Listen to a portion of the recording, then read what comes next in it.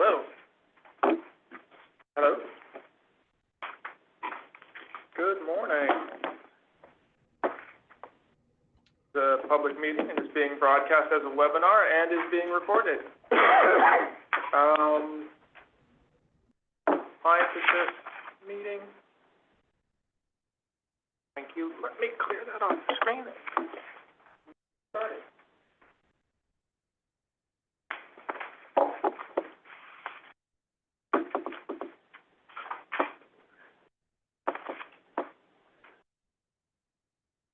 Hello, can everybody hear me? Should be able to unmute yourselves. And This is Michael Francis. I can hear you. oh, wonderful. Thank you. Rick, you're sharing, correct? I think so. Okay, making sure you need that. Gonzalez there. Okay. Are we ready? All right. Good morning, everyone, in person and online.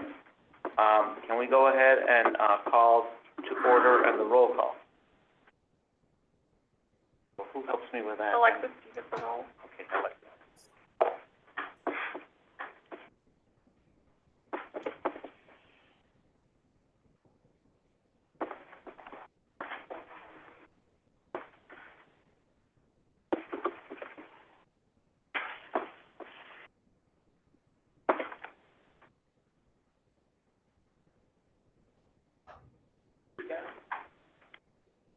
A little louder, so they can hear you. Steve Burton, Tony Cortez, Parker Destin, Here. Dr. Michael J. Francis, Present. David Hoyt, Wait, hold on a moment. Was that Michael? Hold on. Yes, Michael's here. Michael's here. Yeah, Michael's here. David Hoyt, Present. Kathleen Kaufman, John Galt, Here. John Brown Jr., Here. Dr. Chris Smith, Present.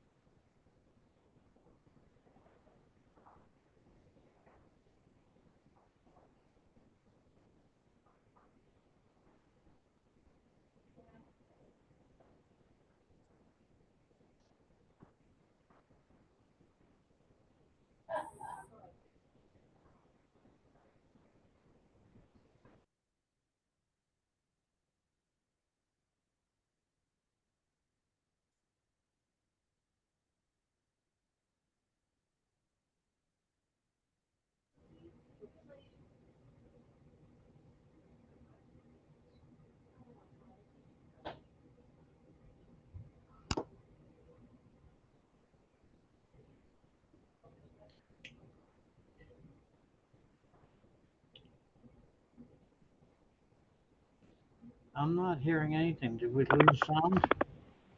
No, we just realized we were muted. We'll start over. Sorry, Cliff. Okay, here we go, John. John Browning? Yes. I'm here. They didn't hear any of the introduction. Oh, you missed our introduction? We were, Yes. right. We were just talking about our favorite drinks, what we like to do after work. Get the jokes now. Okay, let's see who, Clifford?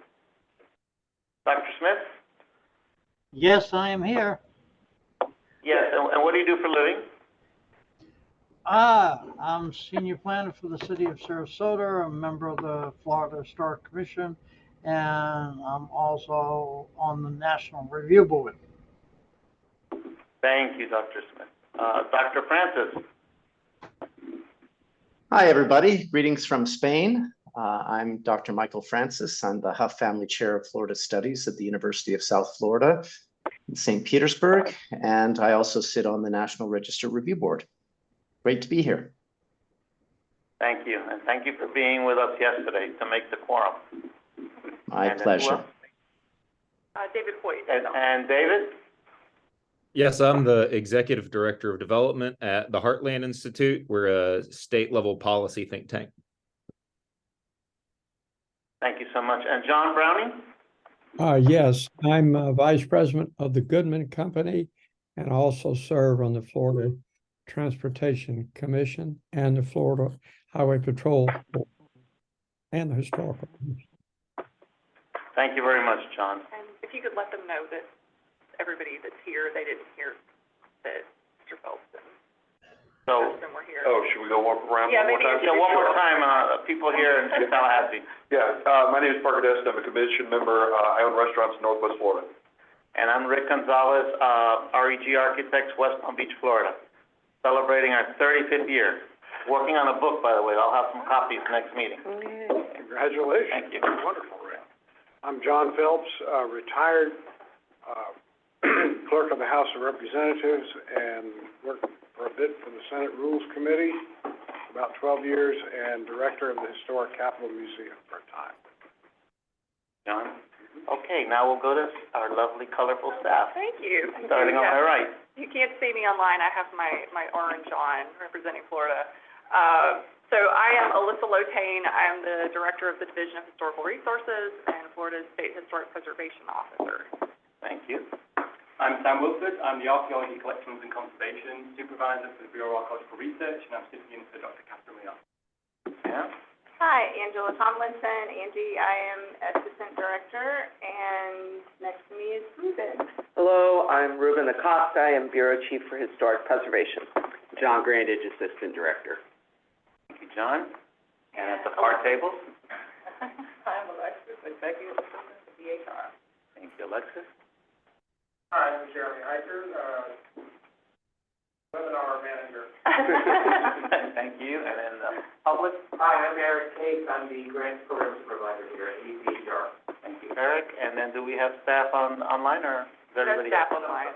All right, so we are done with that. Can I get a motion to adopt the agenda, please? So moved. Thank you, John. Is there a second? Second. Second. Okay, all in favor, say aye. Aye. Any opposed? Motion carries. All right, next we have, another motion for the approval of the minutes from August 4th, 2023. So moved. Thank you. Is there a second? Second. Second, all those in favor say aye. Aye. All right, motion carries. And then our last, motion here for the approval of the minutes from September 27th, the special category, review meeting. Can I get a motion? Mr. Chairman, I wanted to ask if you were satisfied with what's in the minutes concerning your vote, at that meeting under item 8, look on page 4. I know that you intended to vote for the entire slate, but that you cast a no vote because you objected to the procedure that was followed to add one more. I just wanted to be sure that was satisfactory to you for the record. So you intended to vote for the entire slate. Yes, I did. And where? It's on, page 4 of that. Page 4? Yeah, right, under item 8. It's the last sentence, is our. Oh, okay. Oh.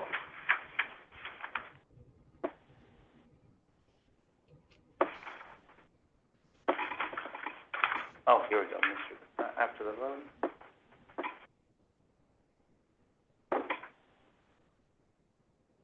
Got nothing under 80 points. Right. That's correct, right? Yes. Well, what I was concerned about was that you were shown as voting for the entire package, but that you objected to that last addition. It's a condition under which you may cast that vote. If this says what you needed to say, that's fine. Yeah, if you want to clarify that was the reason, we can That was add the reason, that. yes. Could we Okay. clarify that? We can clarify that. Is there any specific language that you'd like us to use? No, I like,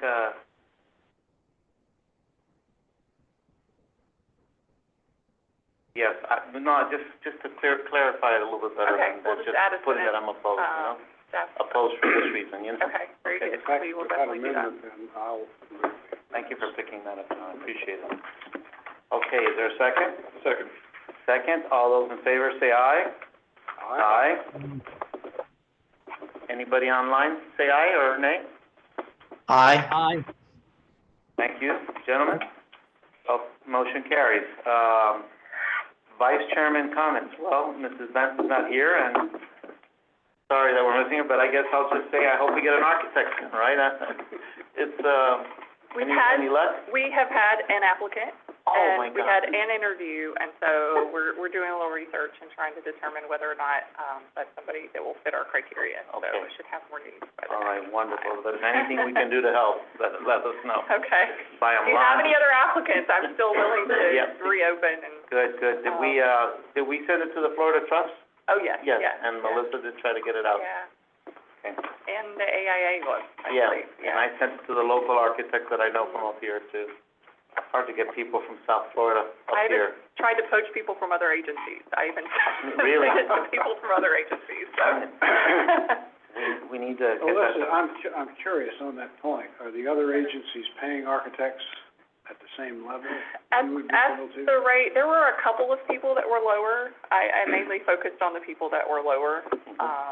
We heard from one, so that was the interview that we got. Okay. But there are still other people that are paid slightly higher than that.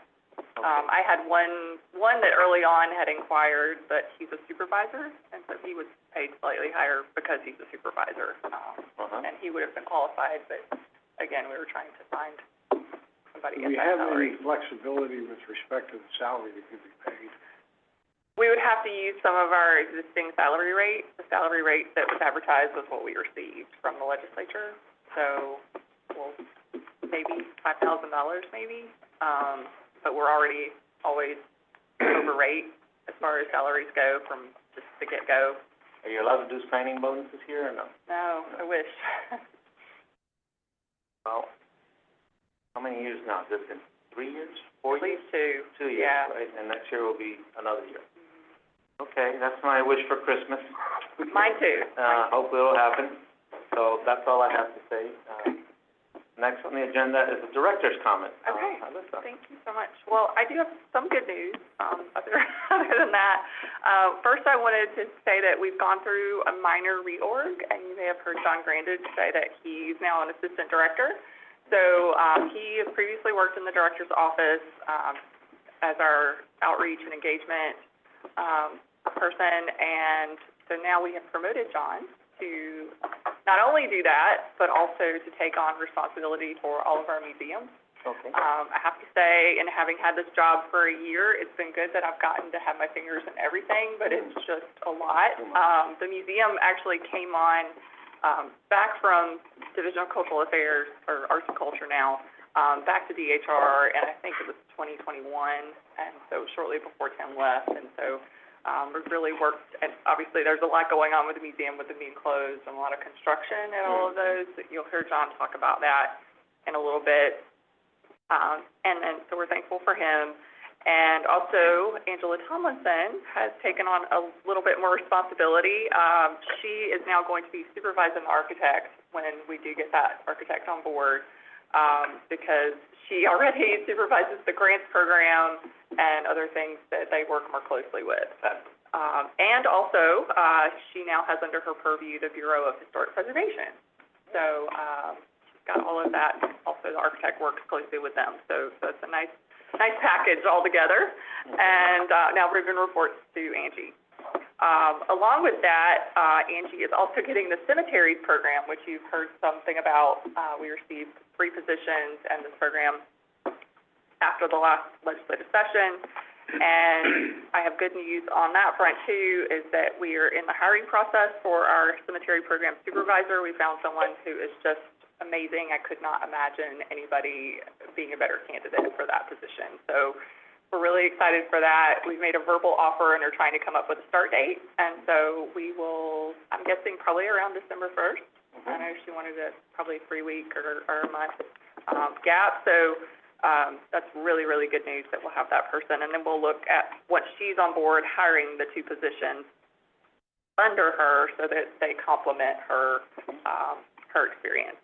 And then that bill also provided $1 million in grants for African American cemeteries specifically. And so when Angie gives her grants update, I'll let her go more into that. Another big item that we have had on our plate lately is the Florida Black History Museum Task Force. This was also something that was provided for in the legislature during the last session. And so our responsibility is administration of the task force, scheduling the meetings, and then making sure we come up with a report So it's not for us to dictate to them, it's for us to listen and to take in everything that they want for the museum. And then the idea is that that report would go to the legislature and the governor and various other officials, and they would make a determination on how much money that they would actually fund for that museum. And a big discussion is about where the location will be. There's a lot of opinions. I don't know that everyone will actually even have the same opinion at the end of our process. But we're going to have a lot of discussions about that going forward. We've been meeting probably about every month. We've had 2 meetings so far, and then our next one is on November 13th. We'll have a webinar, one in December, and continue just about monthly until we get through the report due date on next July 1st. You probably already know that legislative session is earlier this year. Every other year we have an early session that starts in January, so it'll be January to March. And I know you all wanted to do legislative updates this time, and especially as we get toward the end of session. So we'll email you more information on that as we get closer to the end of the year. The tax credit bill is gaining sponsors. And we have been working directly, the department has been working directly with the Department of Revenue to make sure that this is a workable bill for them as well. That's something we have not been able to really do over the last couple of years. So we do expect that this is going to move forward this year, and we've had more involvement in it. So That's my second Christmas. Well, maybe, I forgot about that one. maybe for, Has that bill been filed in both houses yet? it's in like courtesy drafting right now. So, it'll be very similar to what was in last year, but we're working with Revenue to make that, Huge. a little bit better for them. Yeah. Let's see. We have been filling more of our staff positions, which is great. We've got a ton of positions out right now, especially in the museum and in BHP. The legislature did provide last year for some adjustments to some of our salaries, some compression funds, as people have gone up to $15 an hour, other people have become compressed and are still at their same levels. So we were able to work on positions specifically that had been either hard to fill or hard to maintain, and those were specifically in the National Register section. We had positions that had been open for 2 years, and then somebody stayed for 6 months and move along. So National Register got an adjustment, and then also our Certified Local Government Coordinator has been vacant for over 2 years, I think, and before we've been doing this job for everyone, and so that position got an adjustment. Also, our tax credit coordinator, which we've decided to retain that position and just allow the architect to work more on a consultant basis on those. And the tax credit coordinator would do the actual paperwork and back and forth with Washington, D.C. and the Park Service. And then our compliance folks, it's been really hard to keep people in there too. So those were kind of the areas that we focused on in one position in the museum that had been really, really low. So we think it'll be easier to retain people, and hopefully we'll get our CLC coordinator as well. So I think that's the only updates I had. You'll hear a lot more from Angie and John and Sam. And if anybody has any questions, I'm glad to take those. Any questions? Here or online? Thank you so much. Thank you. Appreciate it. Moving on to our business items. Our first item is the annual election of the Assistant Presiding Officer. I'd like to move. Yes, sir. I'd like to move you Okay. to continue as Assistant Presiding Officer. Okay, thank you. Second. Thank you. There's a first and a second. Any comments or other suggestions? I think you should leave. It's a big honor. All those in favor? Aye. Aye. Aye. Aye. Okay, no against. All right, thank you, everybody. Appreciate it. Thank you, John. And now, dates for upcoming meetings. I know we had a minor change yesterday. So who would like to address the meeting? I guess I can. Actually, Ruben, if you could address the February, you guys had a discussion Yeah, yesterday there about was February. a discussion yesterday at the National Register Review Board meeting where we presented the slate for the potential upcoming meetings, because usually for the FHC, the National Register meetings kind of set y'all's schedule. So those are usually the first Thursday of February, May, August, and November, but there's a couple of potential changes to that standardized system. So the first one, the NR Review Board chose to postpone the NR meeting by a week to February 8th, which would then shift the FHC meeting, although Alyssa has some things regarding the potential date for that. And we will also need to shift the August National Register Review Board meeting. Currently under that schedule, it's like the 1st of August, I think, is the first Thursday of the month. But next year in 2024, July 31st through August 3rd is the National Alliance of Preservation Commissions Forum in West Palm. So most of the staff won't be here, and I would hope that a lot of you would look into that conference. It's the premier conference for local and state historic preservation. They only meet every 2 years, and we're lucky to have it in Florida this year. I don't think it's ever been in Florida, has it? Never. Yeah, as far as I know. Yeah. First time. So we will need to reschedule that so that we can avoid conflict with that conference. We haven't looked specifically at the dates there yet, but it would probably be either the second or the third week in August in order to maintain enough time between the August and the November review board meetings. So, just a question, curious, the Florida Trust and Main Street Yes. are having conference in Tallahassee Yes. this year. Yes. A week or two earlier? In mid-July, Mid-July. hold on, I've got the dates. I know. Is that too early for us to piggyback our meeting so Oh. people can, you know, see what we do? I mean, That's not a bad idea. right? If you'll be here. I remember the Board of Architects, when I sat on that, we used to do that on purpose, to Yeah, invite local architects to come and see stuff, so, okay. when we were in different towns. So yeah, we currently are looking at the week of July 8th to the 12th for the conference, specifically July 10th through the 13th, thereabouts, for the Preservation on Main Street Conference here in Tallahassee. So theoretically, we could have the National Register Review Board meeting on the 11th and the FHC meeting on the 12th. We would need to work, no? We're not gonna have it during the conference. Okay. I would say, No. like, Before or if you after? wanna do it the day before, So either the 8th or the 9th? or Then, the Monday or possibly, the could we do Tuesday? the afternoon of the 8th for National Register and the morning of the 9th for FHC, or or we could do them both, maybe, at the same. I'm sorry, I would not be able to make those meetings because I have Historic Preservation Board on the 9th. So, and I have to be here for that. I'm Dr. Smith. Okay. Well, there's enough time, you let you guys kind of figure something. Yeah, we can mull this over, but, Just kicking it I around. guess since February is our next one, do you have any other conflicts in early February that we need to I avoid? do on the 8th. On February 8th, okay. Yeah, the 8th and 9th, I'm out of town, it's my one time of year, I always take off that week, so, I've a college trustee meeting Well, out of town. the FHC would be the 9th. The NR review board would be the 8th, right? yeah, but I'm not here at all. No, no, Oh, okay. John.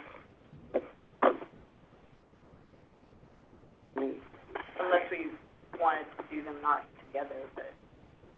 I mean, that isn't definitely an option, we could keep the FHC on the 2nd and of February as it was and reschedule the NR, but, we're good. I have to be in DC on the 2nd. That's why we were asking for the change yesterday. Could we do it earlier that week, or like the 5th and the 6th, or? That would be fine. Yep, that works for me. Or even the 7th, whatever you, 5th or 7th. 7th and 8th? It have to be the 6th or 7th, not the 8th and 9th. The 8th doesn't work for me either. 6th? Yeah, 6th or 7th is fine. Okay, so NR in the afternoon of the 6th and FHC on the morning of the 7th. Does that work? Yep. Yeah. Okay. Okay, and then we'll work on the other ones coming up after, but we can at least have that one set.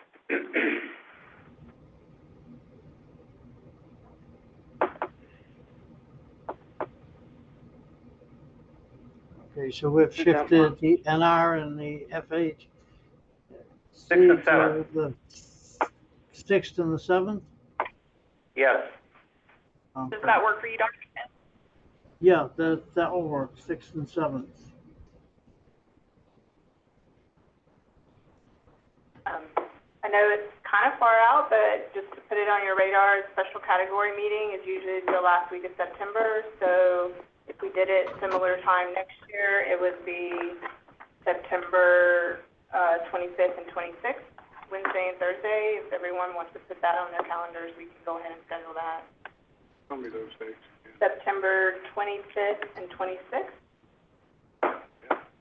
26th and 27th, or 25th and 26th? 25 and 26. Okay.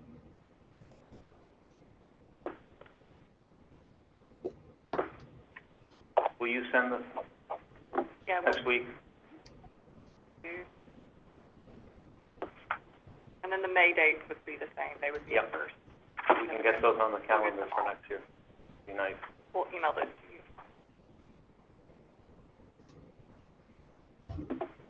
Okay. I think that's it, right, for upcoming dates? I hope so. Next on our agenda, committee reports. We'll start with Mr. Wilford and the archaeological report.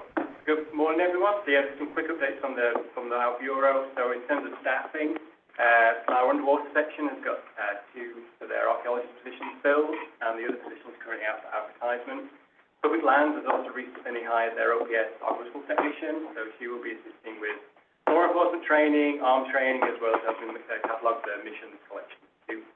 And in my program, our OPS staff assistant in the conservation lab will be starting next week, and interviews are about to begin for our OPS unmarked human remains investigator, who will be assisting us with responding and tracking to human remains cases. In terms of specific updates programs for underwater, their staff have just completed dive training, their annual dive training, which is the first time that the whole new team have got together in the water. That was good. And they are also slowly breaking in their new research vessel. I don't know what breaking in means. Sounds like a technical term. But, so as a whole, They can't run it past a certain throttle level, I think, for a while. They have to, like, baby it for a while so they can... They've also been working very closely on Simpsons Flat, which is an archaeological site in Chickasee Springs State Park. So it's a very significant site, a Paleo-Indian site that's been recently damaged by an unauthorized activity. So they're actually going to go next week to start collecting ground-penetrating radar data, and that will be the first of its kind of this special and significant site we're looking for. Public Lands team, they've completed additional structural testing for their collection facility at Mission San Luis, and they're all negative, which means they didn't find any artifacts, which means we're good to go for construction in that footprint, which is good news. And they're also working very closely with law enforcement on looting cases, in quite significant numbers since August. One large one in Alachua County, which PLA staff traveled and worked with city officials in Gainesville and FWC, as well as at the Florida Cavern State Park. We've been working with Florida Park on that. For my program, Collections and Conservation, progress continues the design for the new archaeological collection facility. We're still very happy with the architects and moving on very quickly. We decided on a general layout for the building, and we're going to now work on design documentation. Something a little bit different, we actually do have paper fragments in our collection, one from a sword scabbard dating from 1640 and 1650, and also part of what we think is a German prayer book dating to 1741 that's actually been sent to the University of Kentucky. They have a digital restoration initiative, and so what they can do is they work mainly with carbonized papyri, and they can read what's on that papyri. So hopefully they can do the same with that paper. And that's going to be really interesting to help tell that story too. The Conservation Lab, we've received over 40 objects since August, and we've just received our annual division salvage contract artifacts from 1715 plate fleet vessels. One of those is particularly interesting. It's a gold wash, what I think is a plaquette, which is a piece of religious devotional art, which we don't have before, which is $600.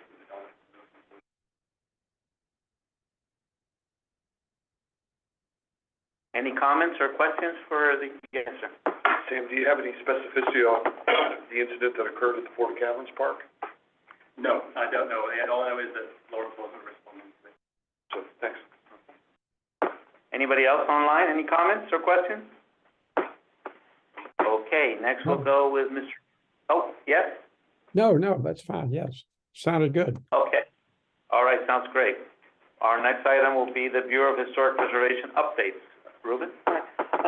Thank you. So yesterday was our National Register Review Board meeting. We had 3 items on the agenda.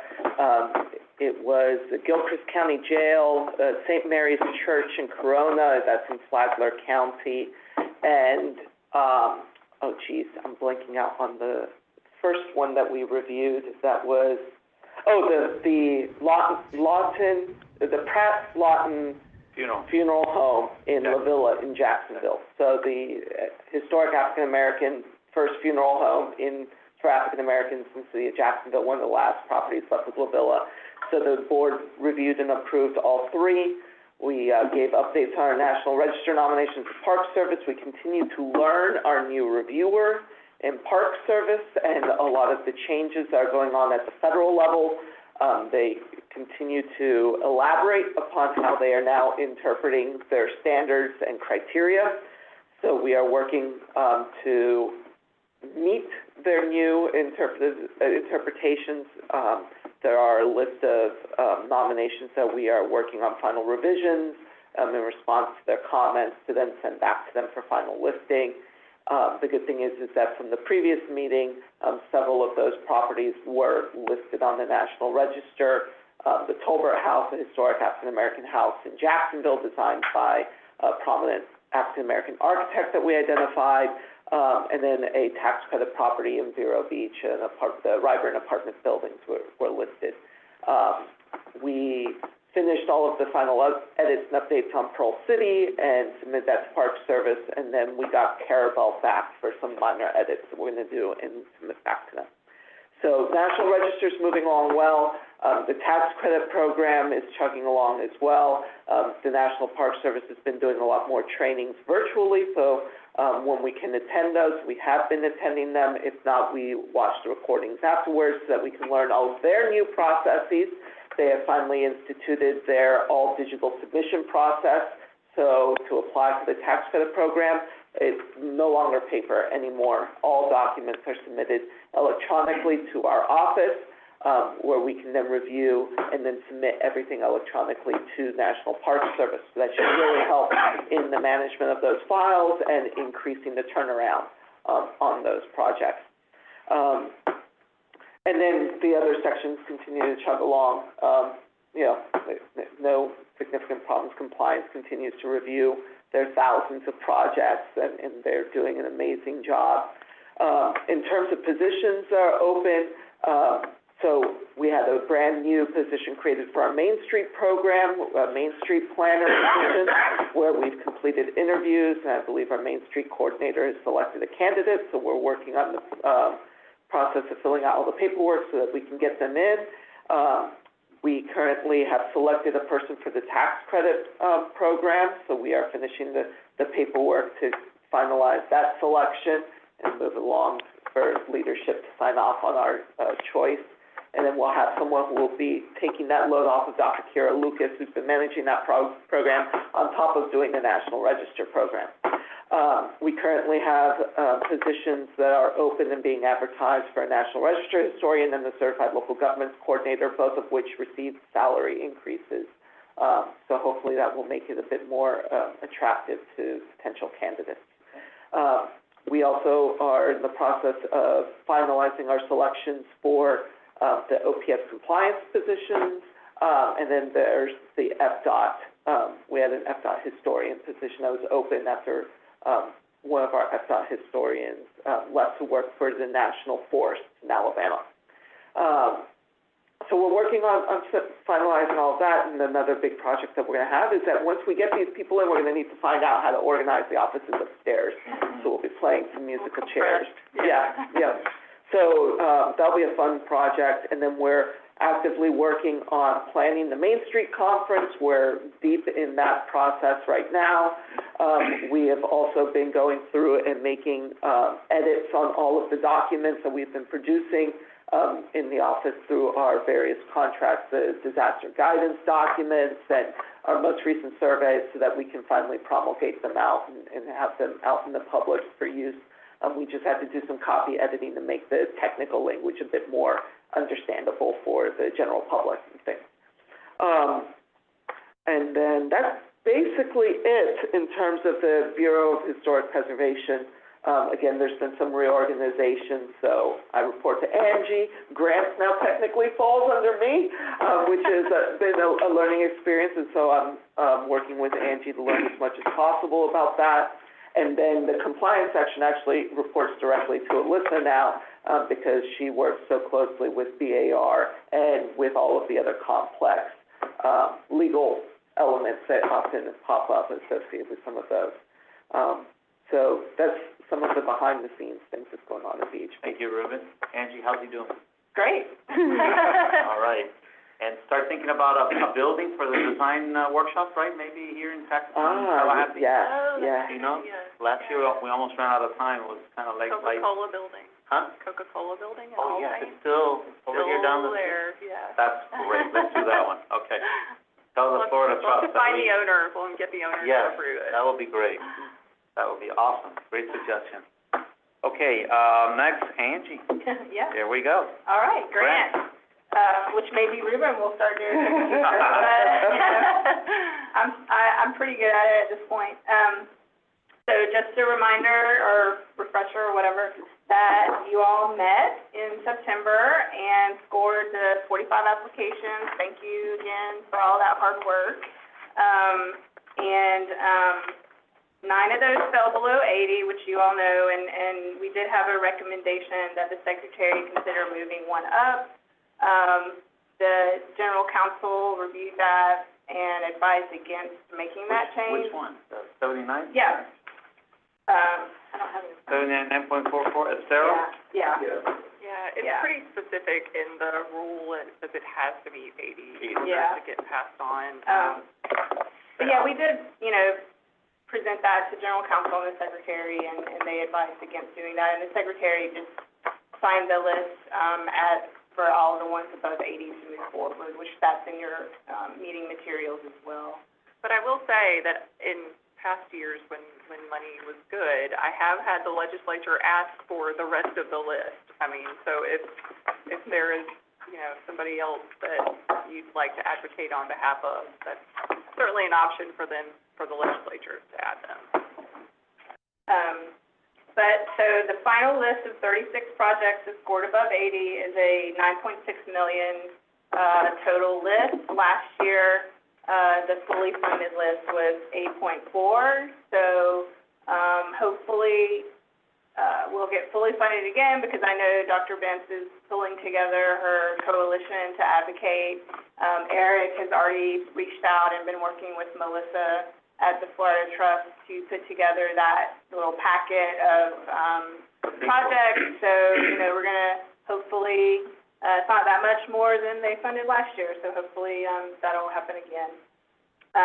We've also started, now that we got through all the grant cycles, except for cemeteries, which I'll talk about, Eric's already given me a draft of the rule update that we do every year, so we're going to be working on that this month to get it finalized, but we will be incorporating all of the stuff that was discussed at the last meeting, business meeting, with the committee to revise the guidelines. So we'll be putting all of that scoring changes in on the criteria. We're also looking at what was also discussed at the last meeting, adjusting how the archaeology projects work, making sure that excavation projects are all reviewed by the FHC, so that small matching would just cover like phase 1 survey and not actually doing excavation or larger scale projects.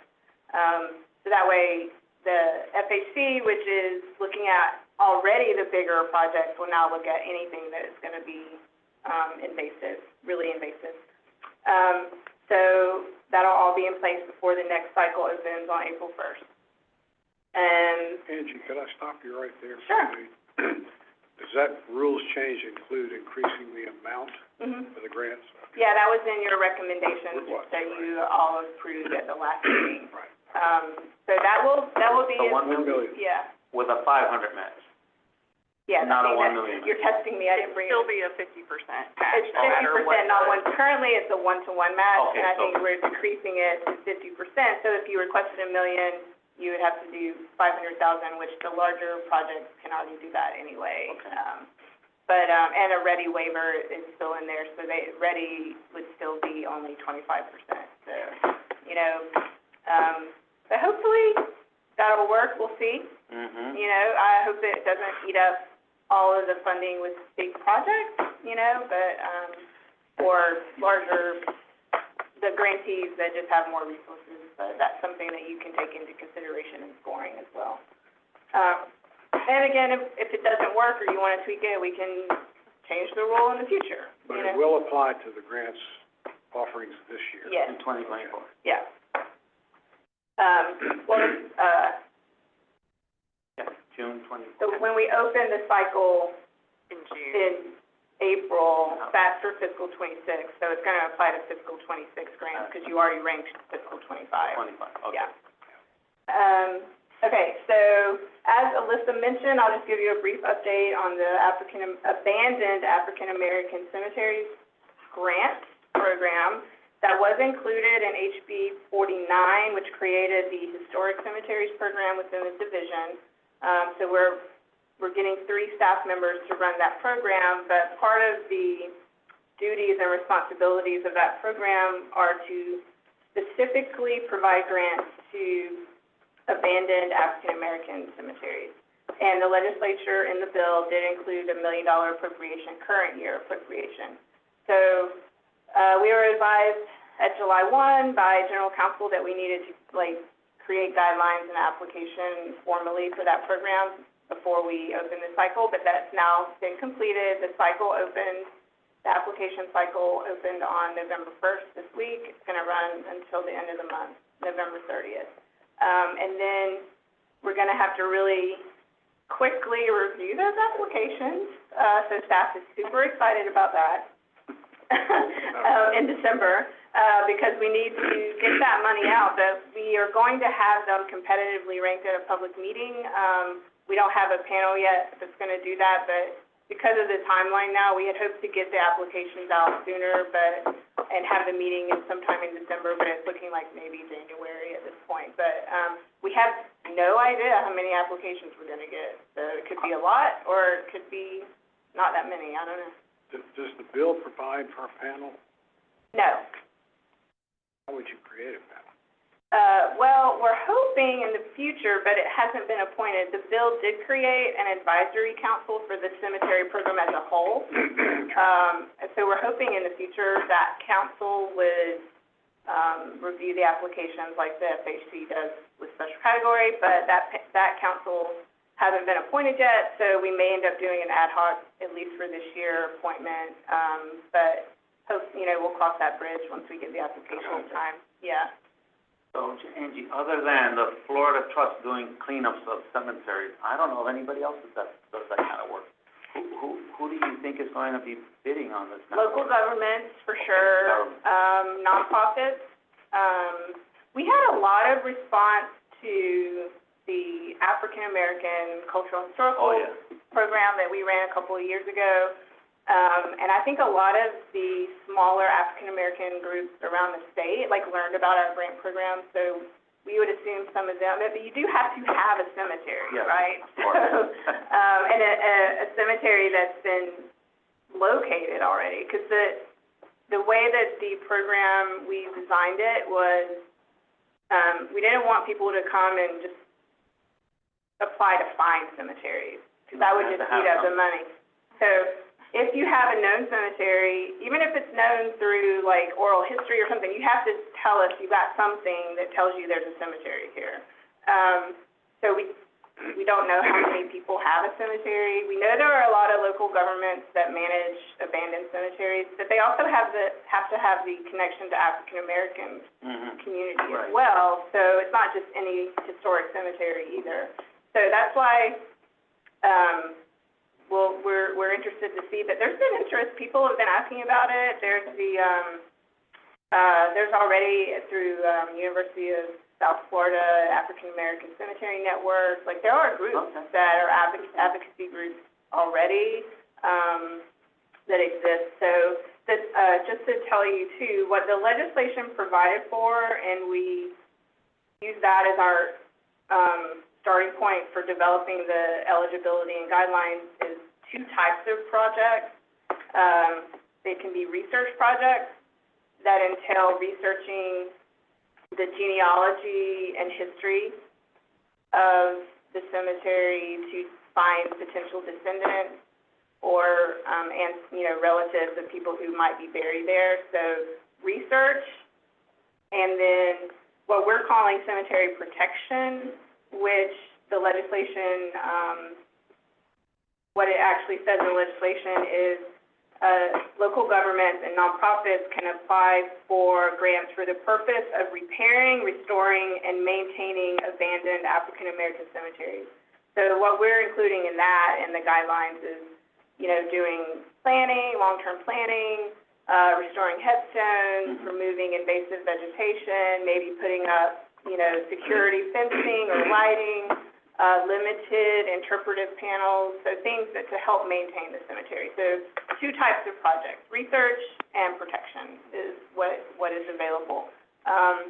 This year, it's $1 million appropriation that was in the bill, so what we're envisioning going forward is that we would run a cycle every year like we do with our other programs, put together a list, and then present it in the LDR for funding consideration to the legislature. So it could be more money next year, Yes. depending on Yeah, application. list.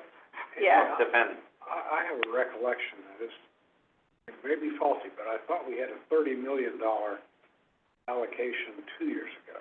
We did. We did, for African American buildings, I was on it. That was the. And yesterday I heard from someone who said, thank you to the state of Florida, because it was 30 million federal and 30 million state, and because the state added the extra money, they were able to get funded. It was actually all federal. It was? Yeah. Yes, it's all, but what the legislature did was they took the federal money from the American Rescue Act. Okay. Rescue Plan Act, ARPA. They gave us an appropriation in 30, and then the next year they gave us an additional appropriation of 30, or about, so the total appropriation over 2 years was around 60, and those were for capital projects. So they're like, we treated them like special category in that they last longer than, they're fixed capital, so they can go beyond 1 year. But we funded between CHR and Arts and Culture, we funded about 118 projects, all over the state. Arts and Culture took the ones that were, new construction, or not really historic. Museums. Yeah, Libraries. and we took, the ones that had some sort of historic nexus, like some of the buildings aren't, you reviewed the application. remember. Some of them weren't really historic, but if they were over 50 years, we took that project. And actually going back to I don't think there were any in that panel, but in small matching, we do get cemetery projects, applications for like planning and survey, and I think there might be one in special might have been one in special category last year, I can't remember. So we do get projects for cemeteries, but this one is even more focused in that it has to be abandoned African American cemeteries. So, we'll see what kind of, applications we get at the end of November, and again, it's a 1-year appropriation, so it's gonna be a compressed timeline for those applications or those projects. And hopefully we'll continue to be able to request funding in future years going forward. I think that's really my full update today. Thank you very much. And here I thought Florida was matching federal dollars. No, it's all, All federal. It's interesting and John will speak to this, because the department got, funding through that pot of federal money, which is managed by the governor's office. OPB manages the money, and the legislature put funding in for a lot of agencies using that funding allocation. So we also have some that just the department got that John can speak to for deferred maintenance, but, that's the pot that those grants came out of. That's good to hear. Okay, outreach and construction, updates. John? Well, thank you very much. Good segue, Angie. Yeah. So, I'll start with construction so Alyssa mentioned I've spoken with you all before, but I suppose now I'm gonna be on the agenda, so thank you, Forever. Alyssa, forever. So I, have worked in museums. I developed the Grove Museum, between 2014 and 2021 and managed, that and substantial amount of the division's construction projects from that time to the present, and now absorbed management over the museums, which have a lot of work going on. Angie mentioned the ARPA funds, so we received about $1.9 million for 5 different deferred maintenance projects, and we've been working really hard to get those projects going. It's been very difficult in working with the unique requirements under the U.S. Treasury funding, which is ultimately where this comes from. But we're getting very close to initiating construction on the major ones that were at the top of our list, which included rethatching the reconstructed Council House at Mission San Luis with a synthetic fire-resistant thatching. And that's a pretty large project. We're renovating a couple restrooms in some of our historic buildings at the Baroka McDougall House and at the Governor Martin House for ADA compliance, current FAC compliance. We are also replacing the fire suppression, fire sprinkler system at the Knott House Museum, which has been in place in that building since the 1990s and has reached its 1992, in fact, life expectancy, and is really deemed inoperable by our engineer. So we have to rip it out, replace it with a brand new wet system. We're also doing some air conditioning work in that building that had a very complex, sprawling 7-unit system that we're trying to make a lot more efficient.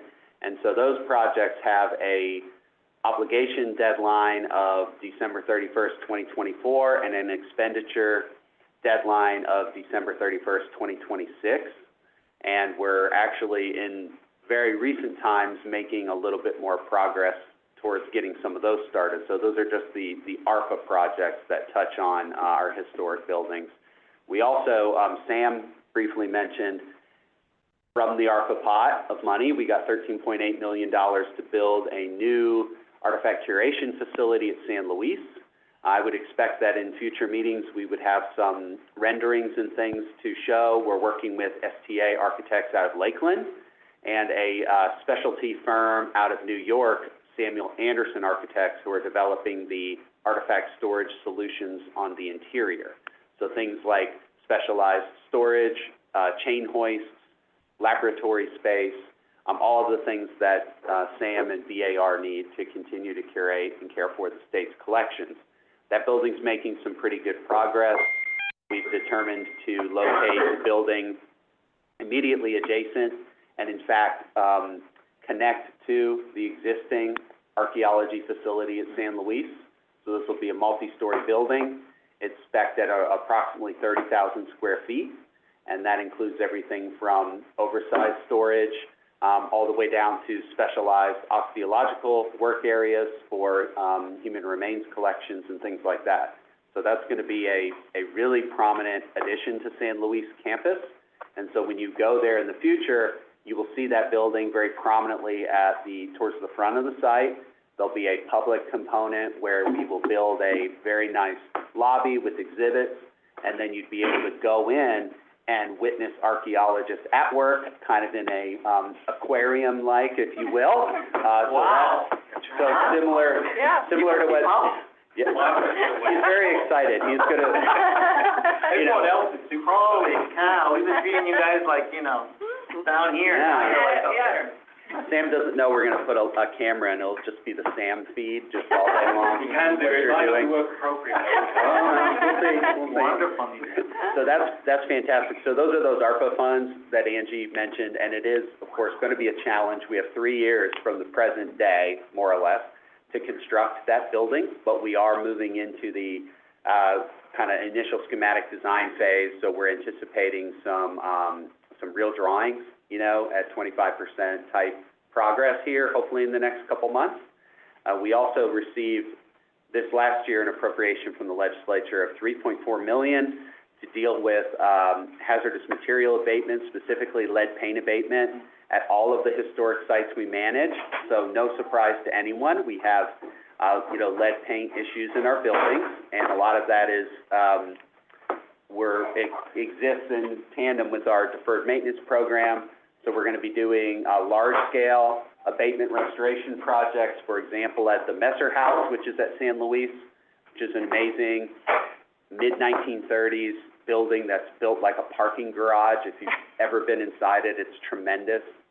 Rick, I don't know if you've been in that building, but the manner of construction of the basement level in particular, it's an early precast concrete structure, and it's one of the first ones believed to be built in this area, and it's really tremendous. The other big project we have is at the Broca McDougall House, which originally was restored in the 1970s, and now we have to complete the removal and replacement of the electrical system, and then also do a lot of lead and actually asbestos abatement in that building as well, where there's a 1970s asbestos coating that was applied on top of the historic plaster finish as a leveling, some type of leveling coat, where then they painted on the outside. So now we're having to determine a way to remove that system without compromising the integrity of the plaster and lathe system, which is ultimately from 1856. How are you going to do Challenging. That's a good question.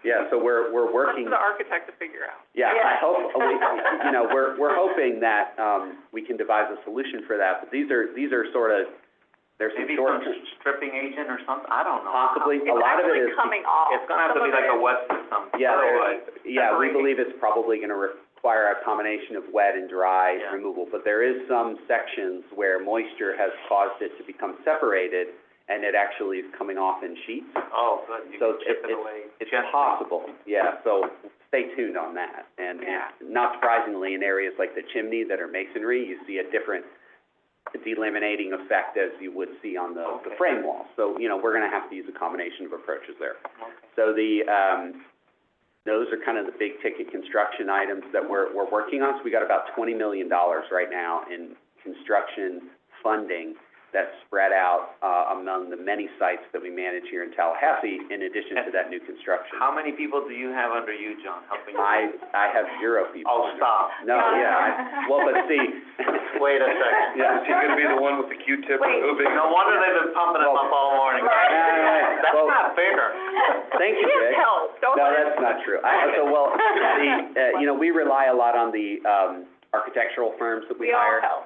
right? And then we rely a lot on the, now, I would be very remiss if that did not manage that we actually procure the A&E and the construction management through Department of Management Services. Okay, so DMS is. They manage it. DMS is doing the legwork on the procurement, and we are the client agency. So that's a tremendously good position for us to be in as the client, so that we are directing, and we are really the preservation element. We have preservation architects, but we, through the office and the SHPO's office, when we're looking at detailed questions about preservation, that's our role. These are our buildings. We administer them directly. They're not owned, or they're not managed, I should say, by DMS. They're state-owned, but we are the direct lessee, unlike the R.A. Gray, which is a building that is owned by Department of Management Services, and we are a tenant of this building. So can we start getting things like this in the future, like reports, Sure, drawings, absolutely. and Yeah. renderings, and? Yeah, well, I'd love to put together a packet for you all to see the scope of all of this, because it's a great time. We've had major successful projects in recent times, like the Grove, where we had about $6 million That's a beautiful project. to completely one of my rehabilitate favorites. that. And that is, that's been kind of helping to guide a lot of what we do and the approaches. I'll mention one more. We have this Saturday, November 4th. Oh, yes. At the Union Bank. We've gotten some good press for this. The Union Bank's Florida's oldest bank building, and it was originally restored in 1984 after a decade-long campaign that had raised funds to move it from its original location and restore it in place. And I know John knows a lot about the Union Bank. So we've put in a full-scale re-restoration, you know, painting, stucco system repair, ADA restroom renovation. Alyssa picked out all the kitchen finishes. And even, you know, landscaping, and we replaced the AC unit. We had a somewhat, you know, duct tape and bubble gum 1984 original package unit on the back of the building that we replaced. So we're happy about that. So this event on Saturday is a open house. The public's invited to come and learn about the restoration, the history of the bank, and in February, we're going to have a opening with new exhibits that I hope everyone will be able to attend, and that's being done in collaboration with the FAMU Black Archives, who is our long-term partner in administering that site.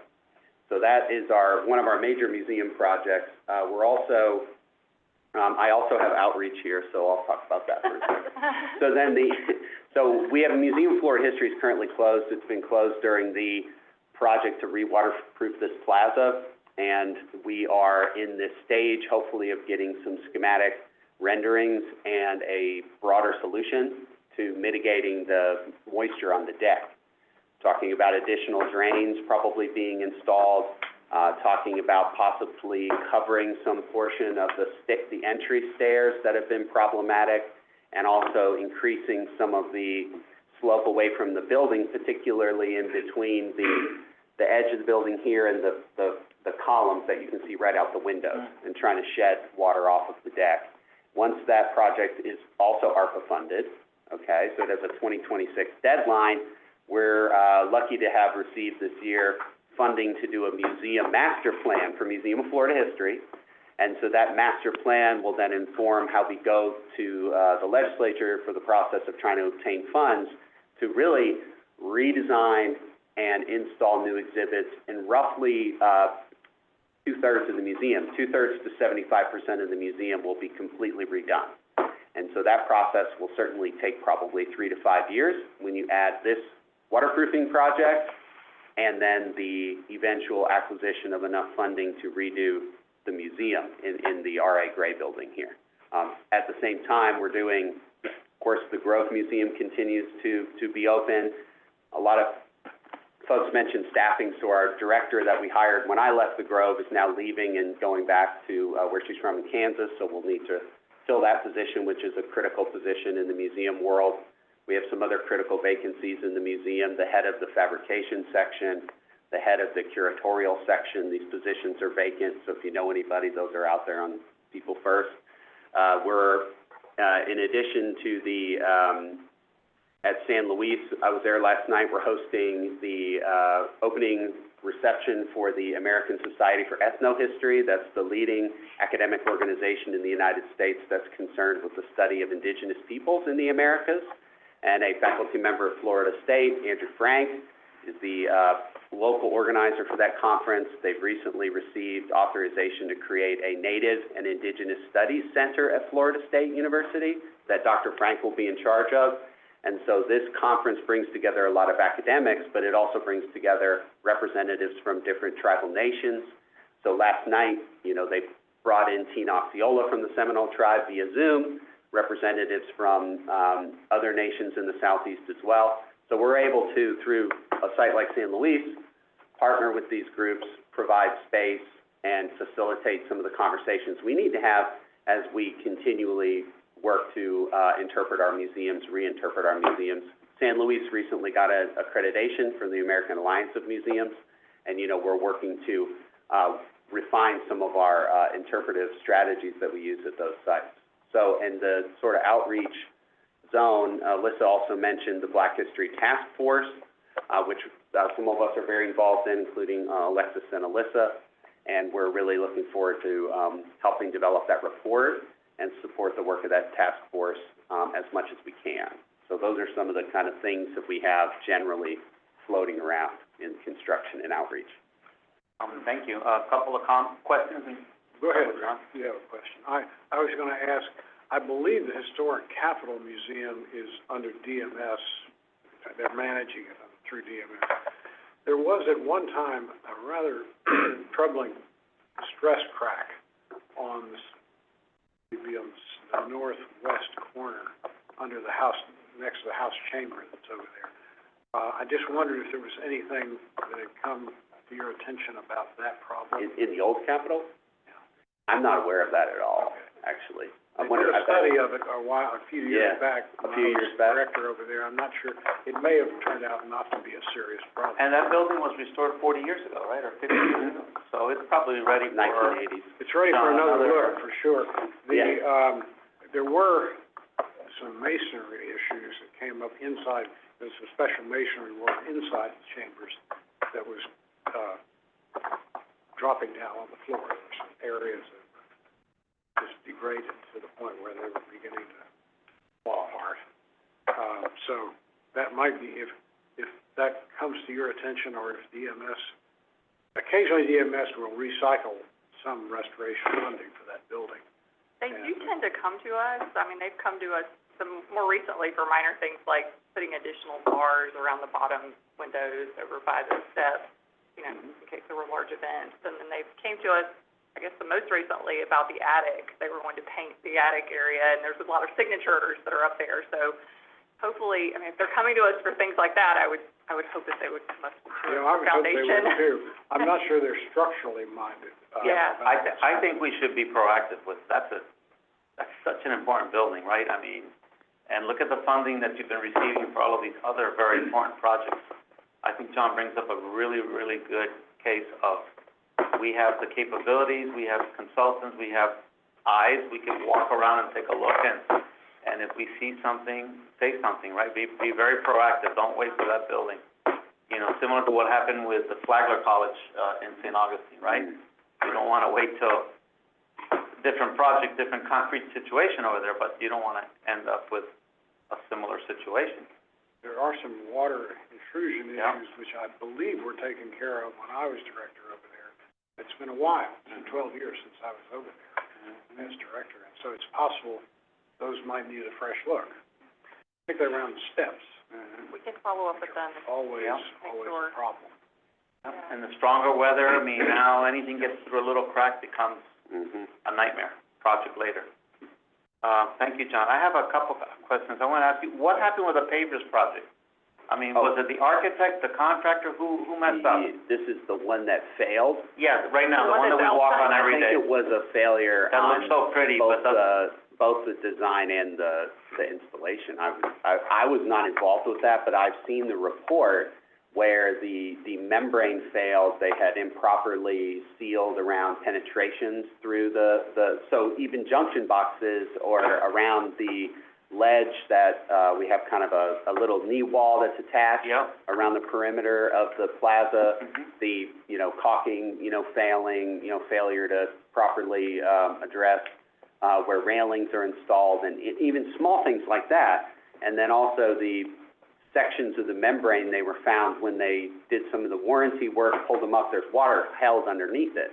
Height of the drains, I would say systematic. Much higher than systematic failure, architects and contractors have insurance when they do private sector work, and people go after them for that. Is the state doing that on this? I have no idea. I mean, because that's money, that's good money, good money spent, incorrectly.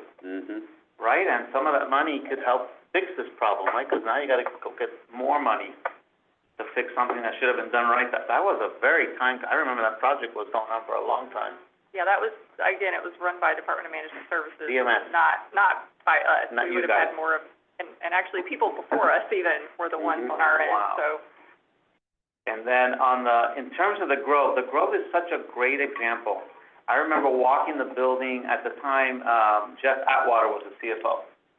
And in government, there's always someone that is like, pro-historic preservation, right?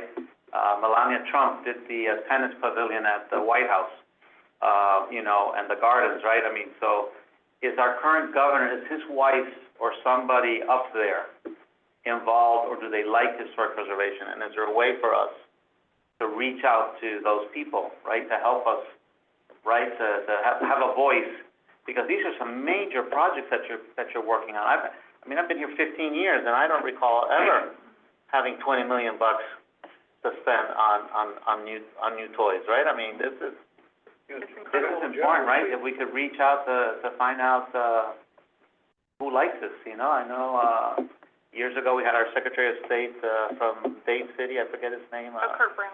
Kurt was a great, also, like Jeff Atwater, you know, just great people that would promote historic preservation, help us with our list, right, our $10 million list. Jeff had a relative, Napoleon Brower. Yeah. And so he had a very strong interest in historic Preservation. He went really back. And then my last question is the little building on Saturday, the plant, is it called the plant building or? Oh, no, the Union Bank. The Union Sorry, Bank. I thought we were gonna have our meetings over there.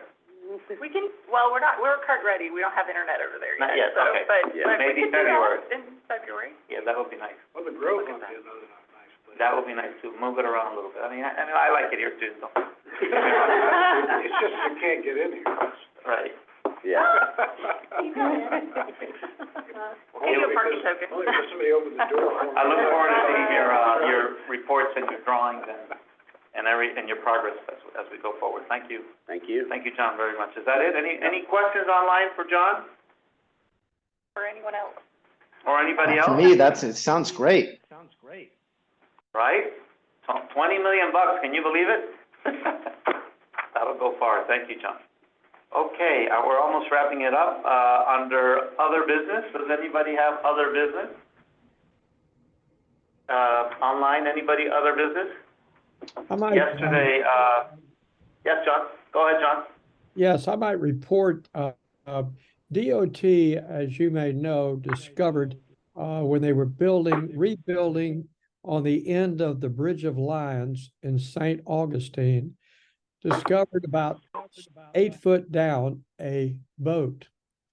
Had the opportunity to go. DOT hired search resources and archaeological research, and that was Greg Hendricks, Sam Turner, and then those two archaeologists and the archaeologists from the lighthouse. And I had an opportunity to go there with them, and it was amazing. It's like a 20-foot boat, well intact in the bottom. They painstakingly held up all of the projects and had a lot of people working on it for several weeks. And it is now at the museum, at the Lighthouse Museum. And I guess they're going to try to restore. It's about 200 years old. There was some shoes, a pipe, some coins, a lot of stuff recovered, and it will be studied, and I will give you a report on it as it is told to DOT. Pretty interesting. That's excellent, John. Maybe they can share some photos with us too. We can do that. We had a hand in that. We had a hand in that through our compliance and review section because it's a DOT project. Yep. They alerted us right away, and Right. we had them hire search to go out and work on it. So, Section 106 in that yeah, one? yeah. And, Story about that. I went over, there's a lot of stories on it. I can get you pictures you didn't. And because I was on the historical commission, I guess, and because I'm also on oversight on the DOT commission, I had an opportunity to go there, and yes, they had checked off first with Cord. And so anyway, thought I'd tell you, it's pretty interesting. I knew the archaeologist, and they knew Corey Malcolm, who was another, which y'all may know. And I had worked with them on a different project, which we haven't talked about. But anyway, it looked very interesting. I'll give you what pictures. I think they give a full report to the Secretary of State. Thank you. Thank you, John. Anybody else, other business? We spoke briefly yesterday about ready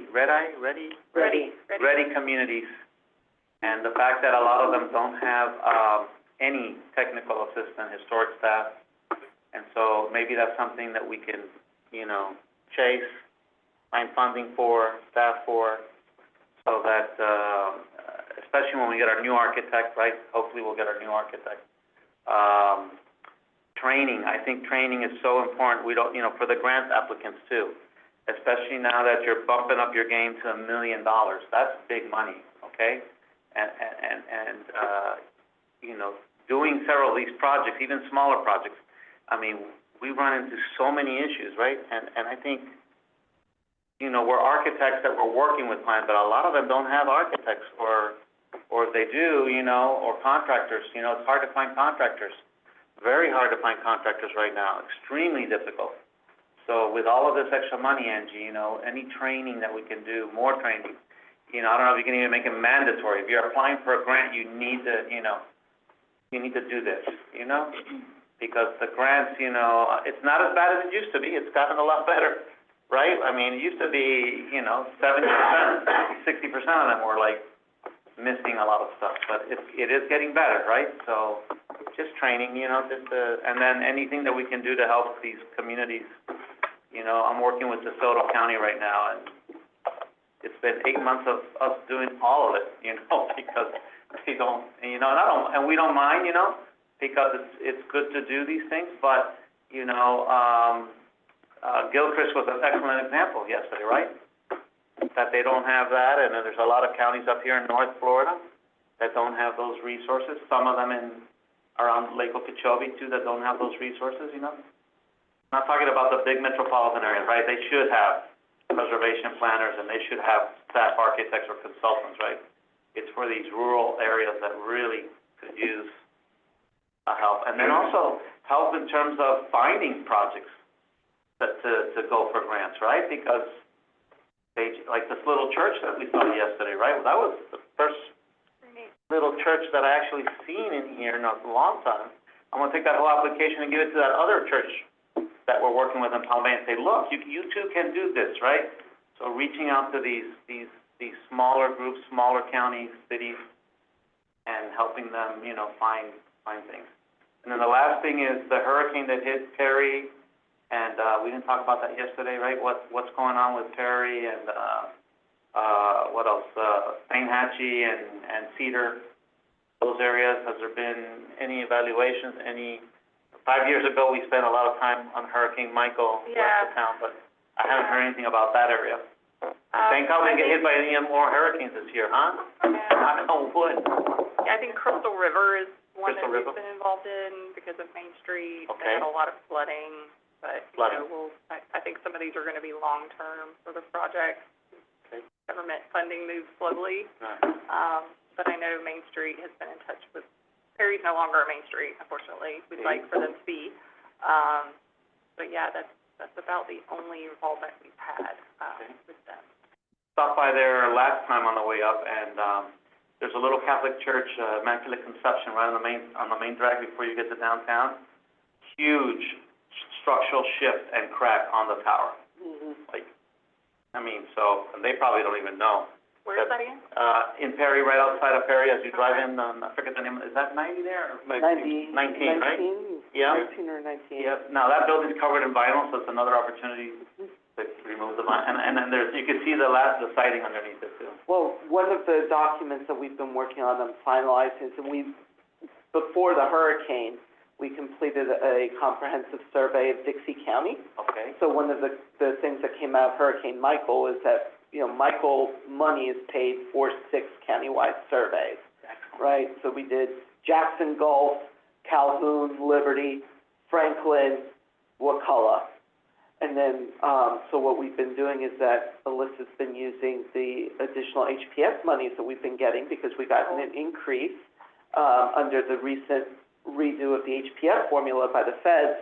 And so we paid for a comprehensive survey of Dixie County that was completed before the storm hit. So we have really good data now on the historic properties of Dixie County prior to the hurricane that would be useful for FEMA and our compliance folks. And then we are contracting right now for doing the procurement process to do a comprehensive survey of Taylor County. Okay. Where Perry is. Yeah. So that's going to be a post-hurricane, but hopefully, we'll be able to get this done within the current federal fiscal year, right? October 1st through September 30th. And then we'll have that, and then we'll keep moving and continuing these comprehensive county surveys in order to facilitate our work in assisting FEMA, in assisting FDEM, in assisting our compliance folks in the disaster response phase, so that they know these are the properties that are historic that merit additional, looking at those things. And then we've been working on building our partnerships. FEMA has a specific section that deals with natural and cultural resources. It's one of their task forces, ESF 11, or I think is what it's called, that following Hurricane Ian, we really built a relationship with them, and so we've maintained that. And I believe FEMA's, their response areas here in Tallahassee, and so our compliance folks speak with them on a regular basis. Your Dixie report was excellent, fantastic, and we shared it with Martin County. Oh, good. Last year when you sent. Thank you for sending me that. That was beautiful. That's like a top-notch report, And speaking of Fort Myers, right, and last year's failed legislator attempt to take away more home rule, right, with historic buildings. This new Live Local law, which we have a couple of projects going on. Have you seen the proposals for two of the buildings on South Beach? Have any of you seen those? I've seen one. I saw an article. Such as, for example, this is the South Beach building, and this is the new, behind the facade, new building for affordable housing. Amen. There's some crazy stuff being proposed. And you're saying we're gonna have session in January, right? So, hopefully the Florida Trust and others and Dr. Benz can be aware of these things, because it barely failed last year, and if it passes, I don't know what it's going to do to our historic communities, right? It's going to be... Mr. Chair? Yes, sir. Yeah, it's Michael Francis. Would you mind sending me those photographs of those houses? Yeah. Oh, Mercer, Carrington. I saw an article was the one thing. The article, you mean the article on South Beach, or? Yeah, the article on South Beach. Can you guys send it to us? Yeah, I don't know if I can kept find it. Okay. Yeah, I can find it. Thank you. We will send it to you. Make sure you're sitting down when you click on the photo. I will be sitting down, I promise. Okay? It is scary what's going on, and this is all a knee-jerk reaction to Fort Myers. And the people that sponsored the bill last year, one was from North Fort Myers and the other one's from Hialeah. So why they're picking on coastal historic communities, But maybe talk to the city of St. Augustine, because they got around that. They were able to defend their situation. Maybe we can learn some tips from them. But I really think we should be talking to the I'm not on the Florida Trust anymore, but I'm semi-retired there. So someone reach out to them to be ready in January to, when we go talk to them about the grants, for example, maybe we piggyback it with a one-page white paper, say this is not good for historic preservation in Florida. Right. On the surveys that were done post-Michael up here in this area, you said that they identified some important historic properties in the course of that survey. Would it be inappropriate or illegal for us to encourage any of those properties to apply for grants for restoration purposes? Oh, that'd be fine. That'd be great. Yeah. I mean, keeping in mind that it has to be owned by, it can't be owned by an individual, it can't be owned by a nonprofit or a local government. If it was possible to filter out the ones that might be good. That's hard to know. That would be going to the property appraiser and finding every person that owned everything, but we could maybe focus on some more of the, I know, for example, I've been a proponent of listing downtown Bluntstown on the National Register. Yeah. That's something that I've got on the radar, and I know the locals have on the radar, and I really want to focus on districts and put our energy into that, Yep. and especially those downtown commercial. It helps Main Street, it helps, so, I want to do beyond that. Okay. I think those are ones that we could. People don't even know who Blunt is. That's part of it. He was not on the marker. I was even understanding there's a historical marker that's over He was there that Indian. doesn't even mention him. Really? Yeah. Wow. Important guy in Florida at one time. Good idea. Nonprofits and governmental institutions. And universities, but And universities. the owner, the applicant, someone can apply that doesn't own it, but even if they don't own it, the owner still has to be a nonprofit, can't be a private or individual. Okay, any other, business, online or in person? Okay, thank you. Any, public comments on, there's no public here. No public out there either? Okay, can I get a motion for an adjournment? Okay, thank you, John. Is there a second? Second. Second, all in favor, say aye. Aye. Aye. Aye. Happy Thanksgiving, Merry Christmas, and Happy New Year, huh? Right. We'll see you Likewise. all in, February. Thank you. 6th, 7th, right? You guys will send us a new date. They paint over it, do they get pictures? I don't think so. Alex, I you'll know send they us the were new dates, right? and everything, but I Okay.